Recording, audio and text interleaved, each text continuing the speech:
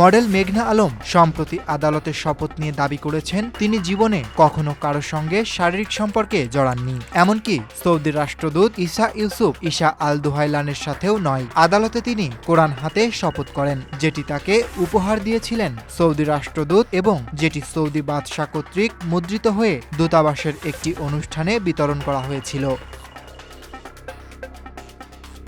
ফেসবুকে দেওয়া এক স্ট্যাটাসে মেঘনা লিখেছেন তাকে মিথ্যা মামলার মাধ্যমে হয়রানি করা হচ্ছে। তার দাবি ক্ষমতাধর কারো সঙ্গে বিয়ে ভাঙার কারণে তিনি হয়রানির শিকার হচ্ছেন। মেঘনা বলেন, আজ পর্যন্ত আমি কুমারী, আমাকে চরিত্রহীন প্রমাণের যে কোনো অপচেষ্টা বন্ধ করা হোক। তিনি আরও উল্লেখ করেন, আমাদের সমাজে বাহ্যিক পোশাক দেখে মানুষ সহজেই ধারণা করে নেয় কারো চরিত্র সম্পর্কে, অথচ অন্তরের বিষয় বাহ্যিক চেহারা দিয়ে বোঝা যায় না। মেঘনার ভাষায়, ইতিহাসে বারবার নারীকেই পরীক্ষা দিতে হয়, অথচ পুরুষ থেকে যায় প্রশ্নহীন ও নিরাপদ।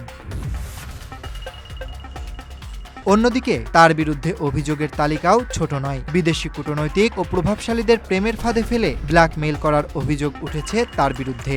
গত ৯ এপ্রিল রাতে রাজধানীর বসুন্ধরার বাসা থেকে মেঘনা আলমকে আটক করে ডিবি পুলিশ। পরে স্বরাষ্ট্র মন্ত্রণালয়ের আদেশে আদালতে থেকে বিশেষ ক্ষমতা আইনে ৩০ দিনের জন্য আটক রাখার নির্দেশ দেন। সুনির্দিষ্ট কারণ না জানিয়ে এ আটক নিয়ে তখন ব্যাপক আলোচনা সমালোচনা হয়।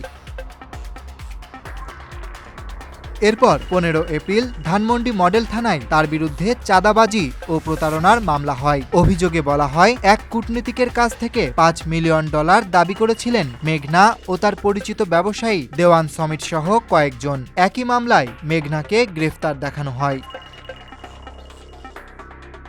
তবে প্রায় ৩ সপ্তাহ পর ২৯ এপ্রিল আদালতের জামিনে মুক্তি পান তিনি। বর্তমানে আদালতে মামলা চলমান থাকলেও মেঘনা আলম তার অবস্থানে অটল। তার দাবি, তিনি নির্দোষ এবং রাজনৈতিক ও ব্যক্তিগত কারণে তাকে মিথ্যা মামলায় জড়ানো হয়েছে।